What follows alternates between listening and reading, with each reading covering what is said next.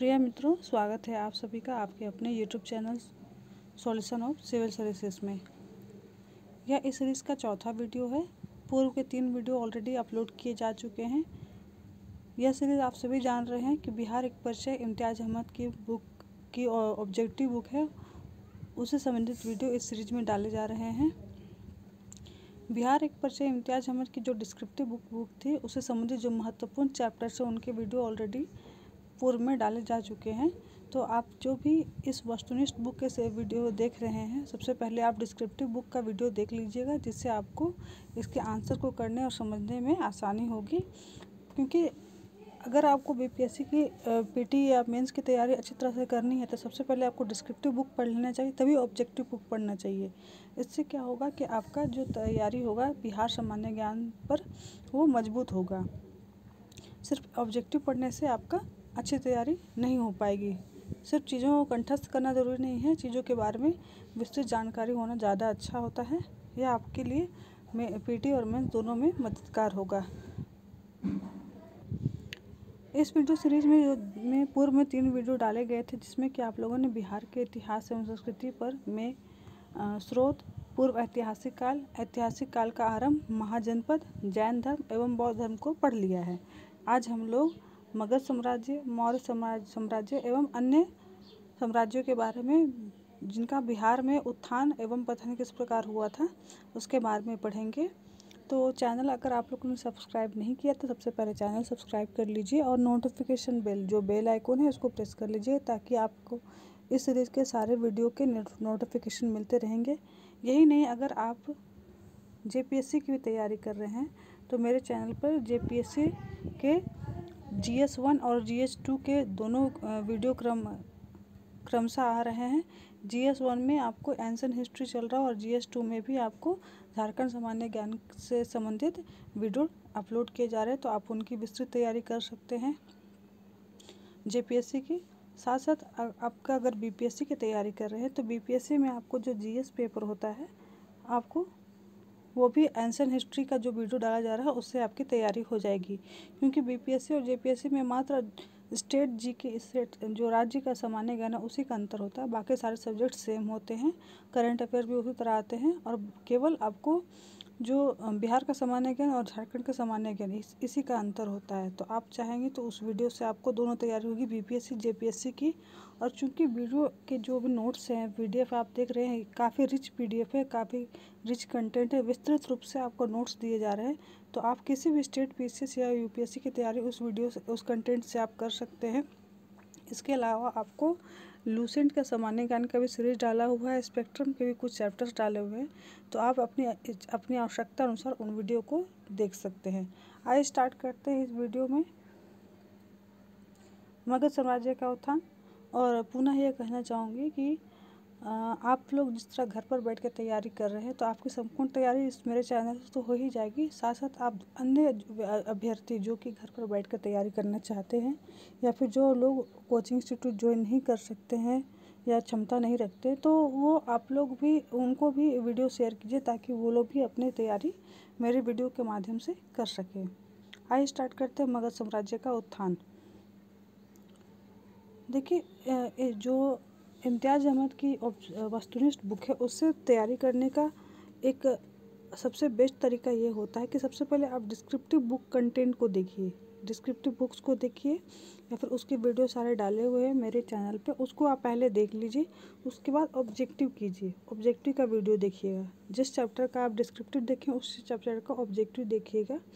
तो आपको मैं आंसर तुरंत नहीं दिखाऊंगी, आंसर को मैं हाइड करके रखूँगी। आप जो डिस्क्रिप्टिव वाला आप वीडियो देखें, उसके बाद आप उसका ऑब्जेक्टिव देखिएगा, तो उस समय आंसर जब तक पॉज रहेगा तब तक आप अपने मन में आंसर कर लीजिए, या फिर पेंसिल से कहीं पे आंसर को लिख लीजिए। कम से कम 10 क्वेश्चन को आपने ट्रायल करिएगा। 10 क्वेश्चन का आप देखिए आंसर, आप जो आंसर कर रहे हैं और बुक में जो आंसर दिया हुआ है, क्या वो मैच कर रहा है। अगर आपने 5 आंसर किए हैं, 10 में से केवल 5 ही किए हैं, तो इतना जान लीजिए आपकी तैयारी अच्छी नहीं हुई है, या फिर आपका बिहार सामान्य ज्ञान पर पकड़ मजबूत नहीं हुआ है। अगर आप 5 से 8 के बीच में तैयारी आंसर कर पाते हैं, सही आंसर, तो आपकी तैयारी एक अच्छी तैयारी हो चुकी है, एवरेज तैयारी हो चुकी है। अगर 8 या 8 से अबव आंसर कर पाते हैं तो इतने जान लीजिए आपने एक स्टैंडर्ड तैयारी की है। तो आपको कम से कम 5 से अबव करना है आंसर सही। अगर 5 से सही नहीं, 5 से अबव नहीं किए तो आप फिर से डिस्क्रिप्टिव बुक को पढ़ जाइए या फिर डिस्क्रिप्टिव वीडियो के जो है वीडियो से उनको देख लीजिए, ताकि आपका तैयारी अच्छा हो सके, तभी जाके ऑब्जेक्टिव वीडियो देखेंगे। पहला क्वेश्चन देखिए क्या है। प्राचीन भारत में साम्राज्यवाद की शुरुआत और विकास का श्रेय किसे दिया जाता है? पहला देखिए ऑप्शन दिया हुआ है मगध को, बी कन्नौज को, सी वज्जी को और डी विदेह को। आंसर आप कर लीजिए। देखिए क्या होगा आंसर, ए मगध को, अर्थात प्राचीन भारत में मगध के द्वारा ही साम्राज्यवाद की शुरुआत और विकास हुआ था। नेक्स्ट क्वेश्चन देखिए, मगध राज्य की आरंभिक राजधानी थी कौन थी? ए गिरिव्रज जिसको राजगीर या राजगृह भी कहा जाता है, बी पाटलिपुत्र जिसको पटना भी कहते हैं, सी वैशाली और डी गया। चारों में से कौन सा आंसर होगा? आप आंसर कर लीजिए। आंसर मिलाएंगे। ए राजगीर पहाड़ियों से घिरी थी, जो कि इसका आंसर हो जाएगा मगध राज्य की राजधानी गिरिव्रज थी और यह राजगीर पहाड़ियों से घिरी थी।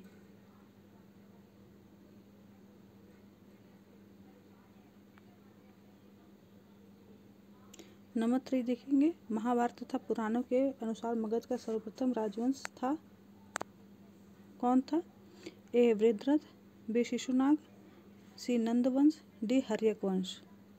देखिए इसमें से बहुत सारे प्रश्न जो हैं आप देखेंगे, बिहार का जो इतिहास इतना अपने आप में समृद्ध है, इतना रिच है कि आपको अगर आप एंशिएंट हिस्ट्री पढ़ते हैं इंडिया का तो उससे आपको भी बिहार का तैयारी हो जाता है, और अगर बिहार का एंशिएंट हिस्ट्री पढ़ते हैं तो उससे बहुत सारी चीज़ें का आपको यूपीएससी लेवल की तैयारी होती है।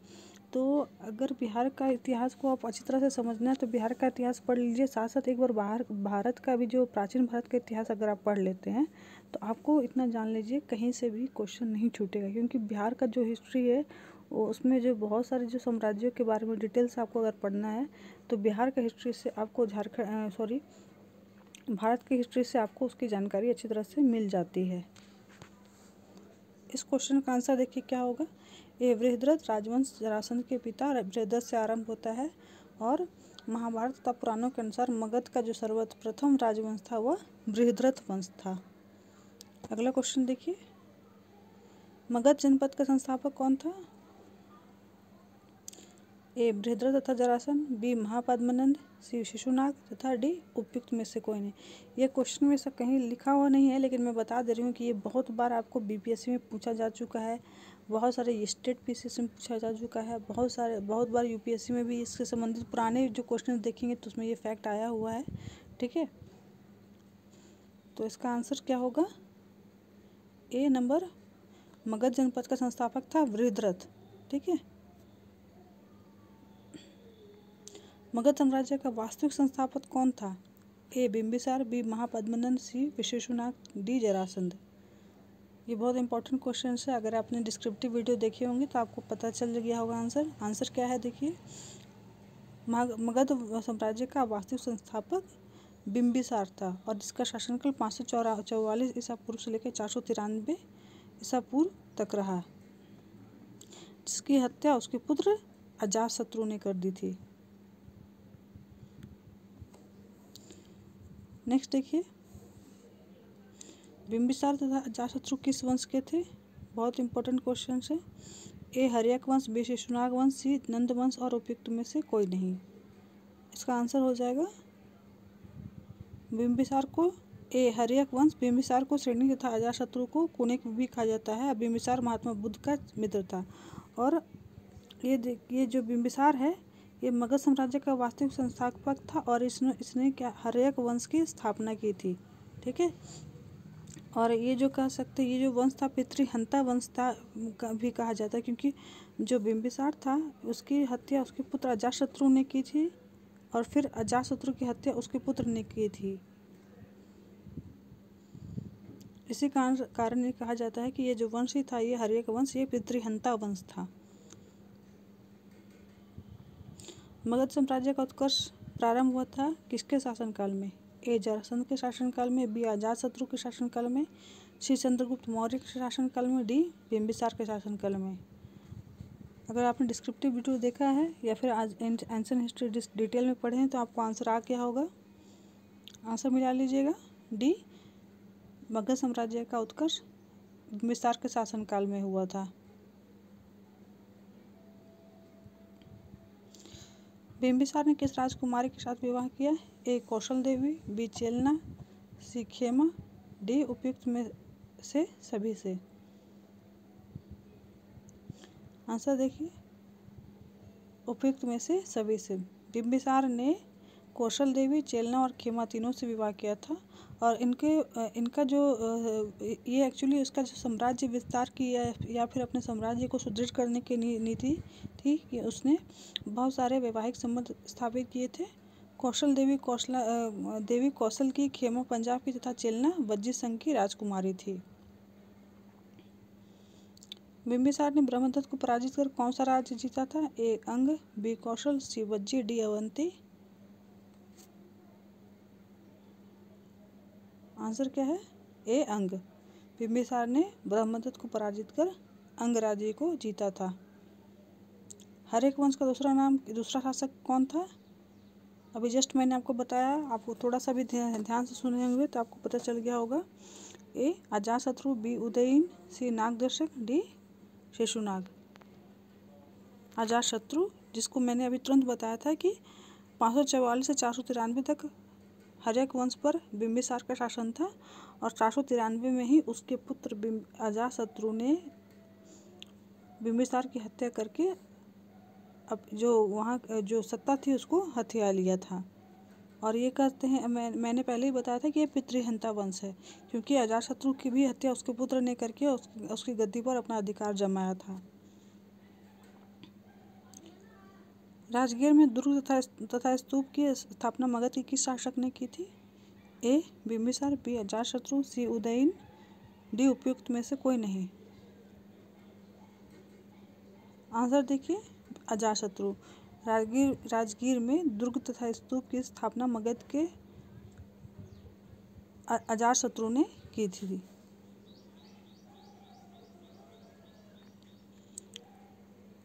वज्जी संघ के लिच्छवियों को पराजित करने वाला मगध का शासक कौन था? ए बिंबिसार, बी अजातशत्रु, सी नागदर्शक, डी उपयुक्त में से कोई नहीं। आंसर होगा बी अजातशत्रु। अजातशत्रु वज्जी संघ के लिच्छवियों को पराजित करने वाला मगध का शासक था। अजातशत्रु के साथ प्रेम संबंध के लिए चर्चित नर्तकी आम्रपाली कहाँ की थी? ए कौशल, बी चंपा, सी वैशाली, डी पाटलिपुत्र। आम्रपाली के बारे में भी इतिहास में पूछा जा चुका है पूर्व में और इसका आंसर होगा प्रश्न का सी वैशाली।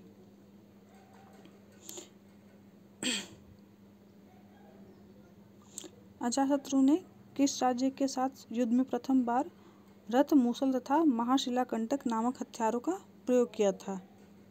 आंसर है, ऑप्शन है ए अंग, बी कौशल, सी लिच्छवी, डी उपयुक्त में से कोई नहीं। आंसर होगा सी लिच्छवी। प्रथम मगध साम्राज्य का उदय किस शताब्दी में हुआ था? ये बीपीएससी 42वीं में पूछा गया है। ए ईसा पूर्व 4वीं शताब्दी में, बी ईसा पूर्व 6वीं शताब्दी में, सी ईसा पूर्व 2री शताब्दी में, डी ईसा पूर्व 1ली शताब्दी में। तो प्रथम मगध साम्राज्य का उदय किस शताब्दी में हुआ था? बी ईसा पूर्व 6ठी शताब्दी में। पाटलिपुत्र नगर की स्थापना किस शासक ने की थी? ए बिंबिसार, बी उदयीन, सी अजातशत्रु, डी नागदर्शक। आंसर होगा बी अजातशत्रु ने। अजातशत्रु के बाद उदयीन मगध की गद्दी पर बैठा था और ये भी पितृहंता था उदयीन। इसने अजातशत्रु जो कि उसका पिता था उसको मार कर ही गद्दी पर बैठा था, तो उसे उदयभद्र भी कहा गया है। और उदयीन ने ही पाटलिपुत्र नगर की स्थापना की थी। किस राजा ने पाटलिपुत्र को सर्वप्रथम मगध की राजधानी बनाया? ए उदयीन, बी बिंबिसार, सी धनानंद, डी अजातशत्रु। अब देख लीजिए, इसमें बिंबिसार तो ऑलरेडी मारा जा चुका था जिस वर्ष पाटलिपुत्र को मगध की राजधानी बनाया उस समय बिंबिसार की हत्या हो चुकी थी, उसके पुत्र ने उसकी हत्या कर दी थी।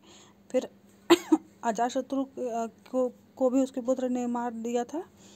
और उस समय मगध पर किसका था, हर्यक वंश का शासन चल रहा था। तो आप समझ लीजिए धनानंद, तो उसके धनानंद का शासन बाद धनानंद जो था सम्राट था, ये नंद वंश का था। तो आंसर कौन सा हो जाएगा, ए उदयन। हर्यक वंश का अंतिम शासक कौन था, ए उदयन, बी नागदशक, सी अनिरुद्ध और डी मुंडक। ये देखिए लूसेंट में भी अगर आप पढ़ेंगे, लूसेंट में कई भी वीडियो मेरे अपलोड किए हुए हैं, तो उसमें भी आपको इसके बारे में डिटेल्स में आपने पढ़ लिया होगा। एंशिएंट हिस्ट्री, मिडिएवल हिस्ट्री के वीडियो लूसेंट से मेरे चैनल में ऑलरेडी डाले हुए हैं, तो आप उनको देखेंगे तो आपको इनके बारे में डिटेल जानकारी मिल जाएगी। आंसर आप लोगों ने समझ लिया होगा, बी नागदशक हर्यक वंश का शासक था, जो कि उदयन के बाद गद्दी पर बैठा था। हर्यक वंश के उपरांत मगध पर किस वंश की सत्ता स्थापित हुई, ए शिशुनाग, बी नंद वंश, सी मौर्य वंश, डी उपयुक्त में से कोई नहीं।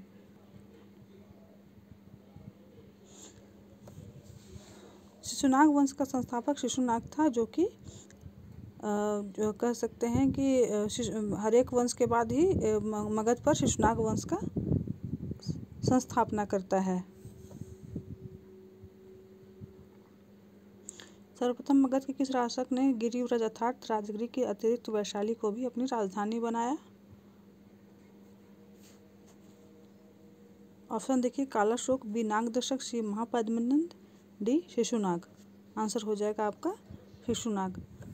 तो सर्वप्रथम मगध के शिशुनाग ने गिरिव्रज के अतिरिक्त वैशाली को भी अपनी राजधानी बनाया। किस शासक ने पाटलिपुत्र को पुनः राजधानी बनाया था, तब से मगध साम्राज्य की राजधानी पाटलिपुत्र ही रही। नागदशक, बी धनानंद, सी कालाशोक और डी महापद्मनंद। तो सर्वप्रथम किसने बनाया था इसे राजधानी, सर्वप्रथम इसे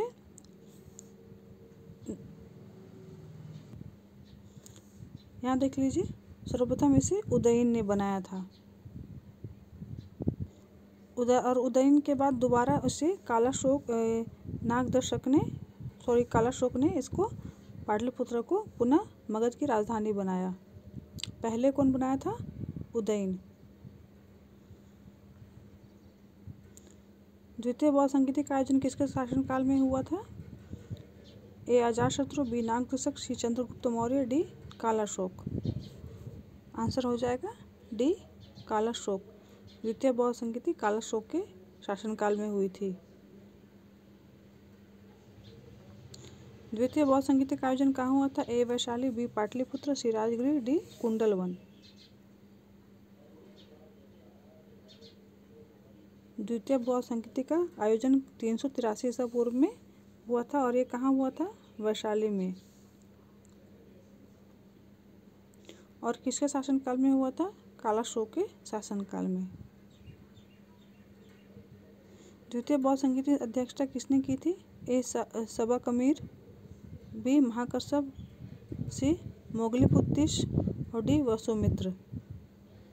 देखिए जो जितने भी बौद्ध संगीतियाँ हुई या फिर जैन संगीतियाँ हुई, इनके बारे में प्रमुखता से प्रश्न पूछे ही जाते हैं, और ये फिक्स है कि एक प्रश्न तो आता ही आता है बीपीएससी में।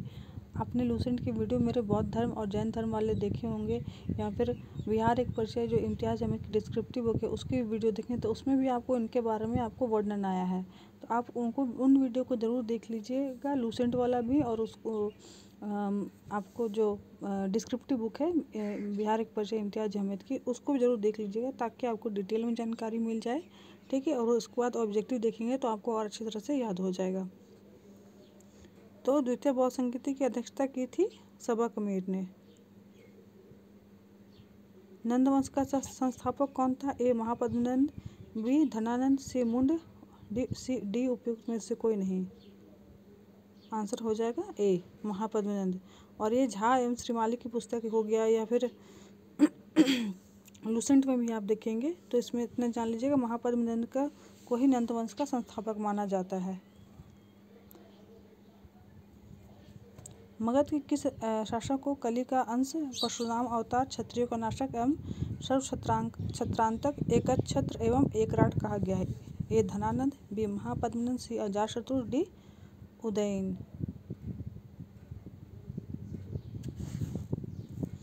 आंसर हो जाएगा बी महापद्मनंद।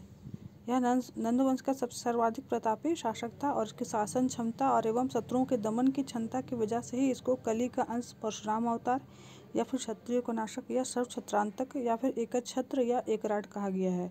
तो इन जो उपनाम है या फिर कह सकते हैं ये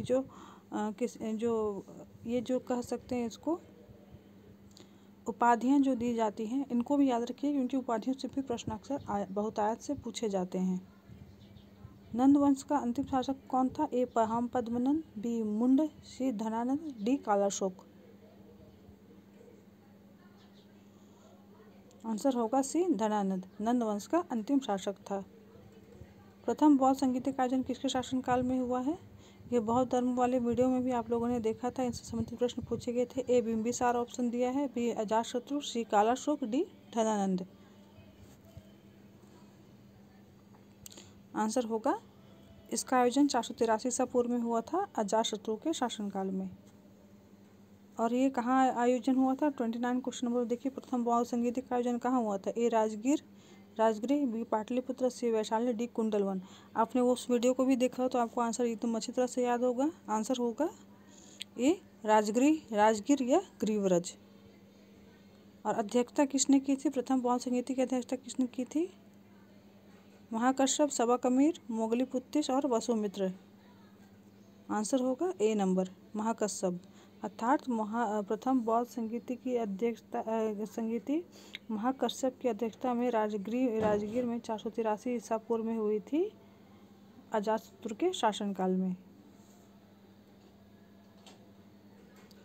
नेक्स्ट क्वेश्चन है, मगध साम्राज्य में कलिंग का विलय सर्वप्रथम किया था?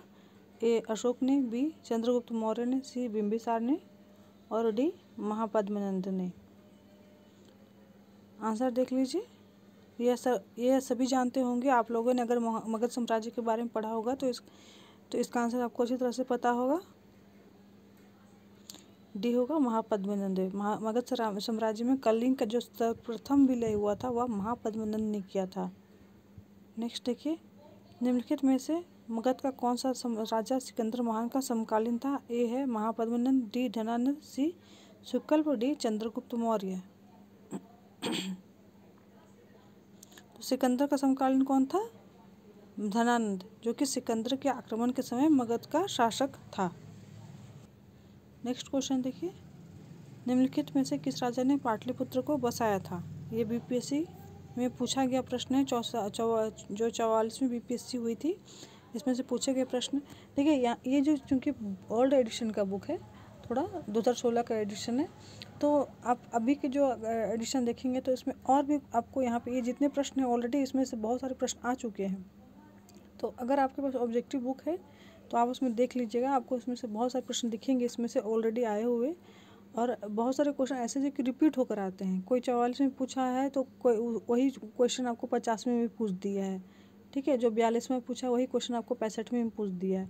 तो ये जो डिस्क्रिप्टिव बुक है इससे प्रश्न एकदम बिल्कुल ही डायरेक्ट तरीके से आते हैं, बशर्ते आपको पहले डिस्क्रिप्टिव बुक पढ़ना होगा, तब जाके ऑब्जेक्टिव बुक पढ़ना होगा।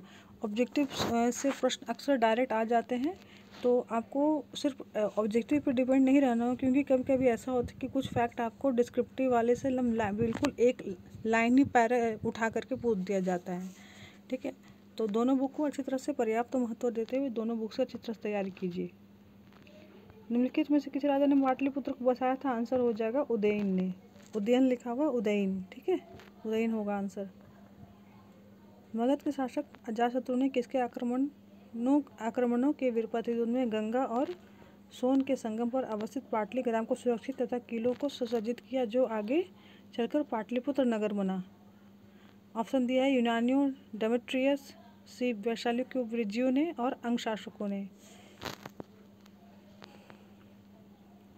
आंसर देख लीजिए, ये हो जाएगा वैशाली के वृज्जियों ने के।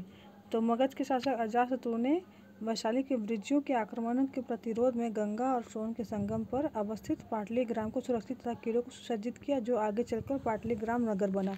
इस वीडियो में ये आपको यहीं तक खत्म कर रही हूँ। नेक्स्ट वीडियो थोड़ा और लंबा हो जाएगा। ये मौर्य साम्राज्य है, क्योंकि इसमें 34 क्वेश्चन, मौर्य साम्राज्य में करीब 50 क्वेश्चन आएंगे। तो पहले आप मौर्य साम्राज्य का वीडियो देखकर रेडी रहिएगा, ठीक है। वो डिस्क्रिप्टिव वाले वीडियो से मौर्य साम्राज्य कंप्लीट करके रहेगा। उसके बाद में मैं मौर्य साम्राज्य का वीडियो डालूँ, ताकि आप आंसर करके आप खुद भी चेक कर लीजिए कितनी आपने तैयारी की है, ठीक है। वीडियो को यहीं पे अंत करती हूँ। दूसरों को भी शेयर कीजिए, ताकि अन्य लोग भी उससे लाभान्वित हो सके और अन्य लोग भी तैयारी कर सकें। आपको फिर से कहूँगी कि अच्छी तरह से पहले डिस्क्रिप्टिव को देख लीजिए, पढ़ लीजिए। और अगर आपके पास उसका डिस्क्रिप्टिव नहीं है तो सेम पॉइंट, जैसे कि आपने अभी मगध साम्राज्य का वीडियो देखा, तो अगर आप यूट्यूब में जैसे ही इस चैनल को खोलेंगे इस वीडियो को खोलते हैं, तो आप देख रहे हैं कि मगध साम्राज्य है। तो सबसे पहले, या फिर आपने वीडियो को अंत में भी देखा है, तो आप पहले अगर आपको अच्छी तरह से तैयारी नहीं हो पाई, या फिर आपने आंसर सही से नहीं किया है, तो आप पहले क्या करिएगा, लूसेंट का या फिर जो डिस्क्रिप्टिव बुक है उसकी वीडियो, दोनों में के वीडियो मेरे चैनल पे हैं। दोनों वीडियो को देख लीजिए, डिस्क्रिप्टिव वाला, उसके बाद ऑब्जेक्टिव कीजिए। उसी तरह अभी मौर्य साम्राज्य का भी आप देख रहे हैं, नेक्स्ट वीडियो मौर्य साम्राज्य का आने वाला है। तो लूसेंट वाला जीके से, या फिर आप इम्तियाज़ अहमद की जो डिस्क्रिप्टिव बुक का वीडियो है, दोनों में से दोनों के वीडियो है मेरे चैनल पर, दोनों वीडियो देख लीजिए। उसके बाद आप मौर्य साम्राज्य का जब मैं वीडियो अपलोड करूँगी, तो आप खुद से आंसर करके देखिएगा कि जो क्वेश्चन आ रहा है उसका आंसर आप कर पा रहे हैं कि नहीं कर पा रहे हैं। इससे क्या है, आपको अपनी खुद की तैयारी पता चलेगा। क्योंकि आप देख लीजिए, एक बार जब पढ़ी हुई चीज़ों में से आप आंसर नहीं कर पा रहे हैं, तो समझ आपको उससे मेजरमेंट होगा कि आपने की तैयारी किस प्रकार की हुई, किस प्रकार की नहीं है, आपको कितनी और मेहनत करने की आवश्यकता है। क्योंकि देखिए, अल्टीमेट गोल है आपको कि आपको एक अधिकारी बनना, और बिना मेहनत किए कोई अधिकारी नहीं बन सकता, इतना तो जान लीजिए, ठीक है। तो 99% ये आपकी मेहनत पर डिपेंड करता है। थोड़ा मेहनत आपको करना होगा। मैं इतनी मेहनत कर रही हूँ कि वीडियो बनाकर अगर आपको अपलोड कर रही हूँ, चीज़ें को जानकारी दे रही हूँ, थोड़े से डेप्थ में भी ले जाती हूँ, तो आपका भी इतना काम बनता है कि आप भी उसको पढ़िए, मेहनत कीजिए, रिवीजन कीजिए, ताकि आपकी और तैयारी अच्छी हो। आपका जो उद्देश्य है जीवन का, कि आपको एक अधिकारी बनना है, वो आप उसको पा सके। वीडियो देखने के लिए बहुत बहुत धन्यवाद, और फिर से कहूँगी दूसरों को भी शेयर कीजिए।